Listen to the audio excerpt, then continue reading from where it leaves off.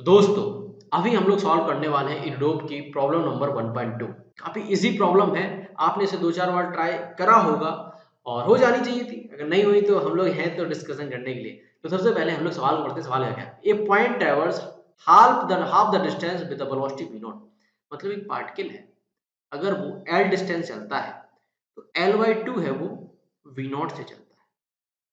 और उसके लिए मैं टाइम मान लेता हूँ, उसने टाइम लिया होगा t1। और कहा गया आगे सवाल में the remaining part of the distance was covered with velocity v1 for half of the time and velocity v2 for the other half of the time. Find the mean velocity of the point average over the whole time of interval. हमसे पूछा गया है mean velocity.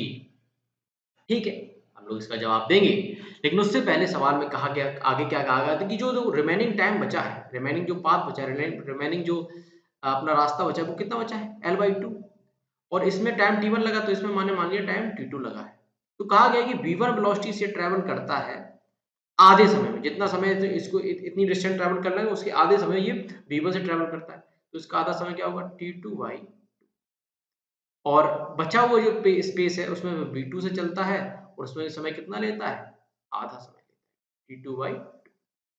जो total समय t2 लग रहा था तो t2/2 में समय बांट दिया, वेलोसिटी v1 v2। इस तरह से उसने देखो दूरी को तय करा है। इस तरह उसने l लेंथ है, पूरी l लेंथ है, उसको ट्रैवल करा है।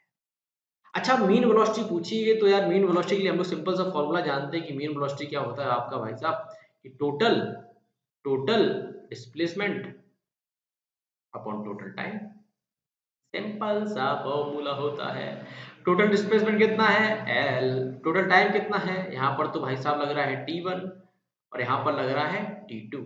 सबसे पहले हमें t1 और t2 की वैल्यू निकालनी है, यही हमारा सवाल है।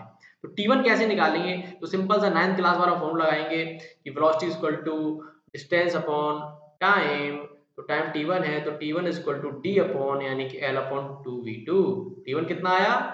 l upon 2v not. ठीक है, 2v नॉट। अब t2 निकालेंगे तो t2 निकालने की हमें सबसे पहले क्या करना पड़ेगा? t2 कैसे निकालेंगे? देखो v1 इंटू टाइम, मतलब वेलोसिटी इंटू टाइम क्या होता है? डिस्टेंस, ये डिस्टेंस। और ये v2 इंटू टाइम, ये डिस्टेंस। तो टोटल डिस्टेंस कितनी हो जाएगी? l/2। ध्यान से देखना, मैं ऊपर ही उस डायग्राम में सवाल बता दे रहा हूँ कि वेलोसिटी इंटू टाइम क्या होता है? डिस्टेंस। तो ये v1 चला है t/2 टाइम में, तो ये डिस्टेंस होगी इतनी यहाँ तक। और बाकी जो v2 है वो भी आधे समय चला, वो डिस्टेंस कितनी होगी यहाँ से? टोटल डिस्टेंस कितनी है? l/2। यानी कि v1 t2/2 plus v2 t2/2 equal to l/2 होना चाहिए। l/2 होना चाहिए।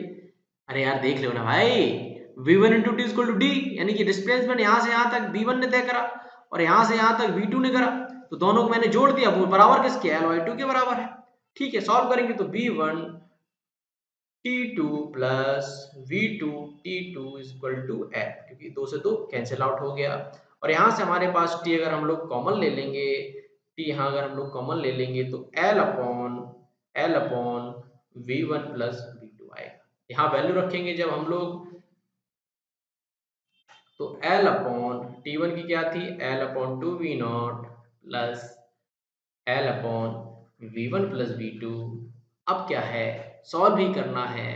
सॉल्व करेंगे तो हमारे पास आना चाहिए, सॉल्व करेंगे तो हमारे पास आना चाहिए। चलो सॉल्व ही कर लेते हैं, क्या आना चाहिए देख लेते हैं भाई।